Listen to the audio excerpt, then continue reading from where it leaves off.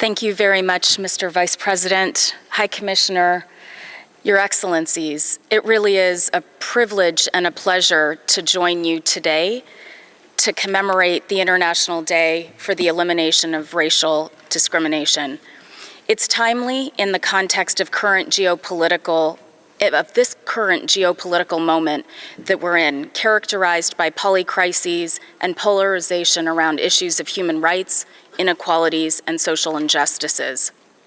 We're also seeing a significant shift in the health and development landscape following recent foreign policy changes from the United States. Indeed, the global HIV response has been severely disrupted by the pausing of U.S. foreign assistance that were central to delivering HIV services across the globe.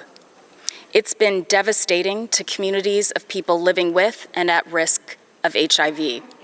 I'm pleased to be here today to speak on behalf of the Joint United Nations Program on HIV and AIDS, UNAIDS, where we're leading the world together with member states and communities to end AIDS as a public health threat by 2030. The HIV response, however, is at a crossroads. While we celebrate the great progress toward the 2030 goals, inequalities continue and racial disparities still persist that undermine the HIV response, particularly when it comes to new HIV infections, AIDS deaths, and access to life-saving medications. In our latest global update, we outline these inequalities. For example, although much progress is seen in sub-Saharan Africa, it is still home to over half of the 9.3 million people living with HIV that are in need of life-saving treatment.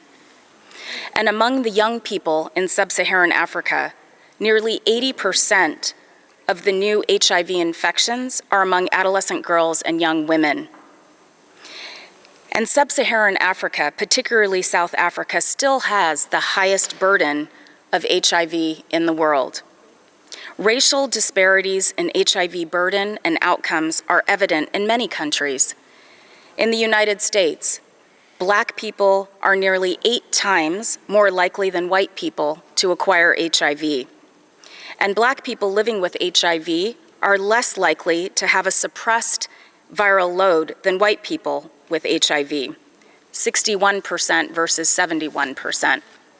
In England, the ratio of pre-exposure prophylaxis, or use of PrEP, to the PrEP need is 280 times higher among white men than among Black women.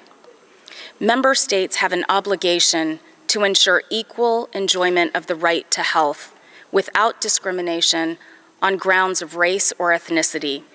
The realities of the HIV pandemic underscore the critical role of racism in global health inequalities.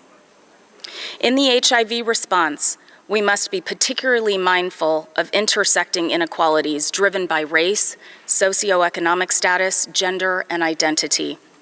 Key and marginalized populations, such as women, men who have sex with men, people who inject drugs, transgender people, and sex workers are stigmatized and sometimes criminalized in countries around the world.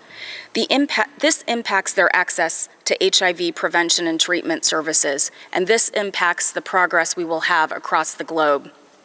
In this forum, it's important for me to also address Indigenous people and their experiences with HIV.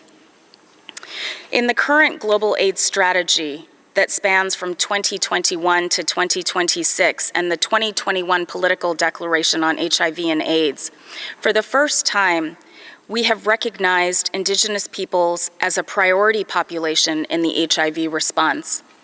At the global level, UNAIDS has been working with Indigenous peoples' networks to increase the visibility of their inequalities that Indigenous peoples face, many of which are the same as those that drive the HIV epidemic: racism, poverty, discrimination, marginalization, lack of access to services, and lack of legal recognition. And Indigenous women face additional intersecting inequalities. Countering structural and systemic racism is key to ending AIDS as a public health threat. Careful monitoring of HIV programs is needed to identify racial and ethnic disparities that access to services and outcomes with interventions scaled up to address and eliminate these inequalities. We at UNAIDS strive to live our values. During the thematic segment of the UNAIDS Programmatic Coordinating Board last June, the diversity of Indigenous peoples and intersections with key populations of HIV, including Two-Spirit and LGBTI communities, were shared. The board also discussed good practices of work in expanding HIV services and addressing stigma and discrimination and violence against Two-Spirit Indigenous youth.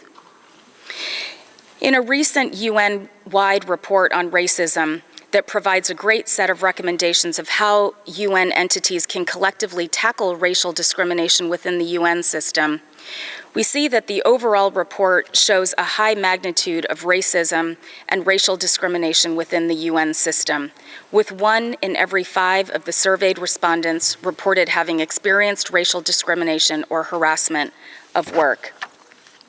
The UN system, at all levels, should continue to collectively respond to the report's recommendations, which calls upon us collectively to develop a system-wide mechanism for harmonization and coherence, including by means of interagency collaboration, develop internal systems to support accountability and transparency, and implement key operational activities, including the development of knowledge and expertise addressing equality and equity in opportunities for human resource management. It is urgent that we come together in solidarity to deliver human rights-based responses that eliminate inequalities based on gender, sexuality, and race, that raise the dignity of all people and meets the demands of social justice, and that is truly capable of ending AIDS and ensuring people living with HIV can live free of stigma, prejudice, and discrimination. With that, I thank you and stand together with you in solidarity.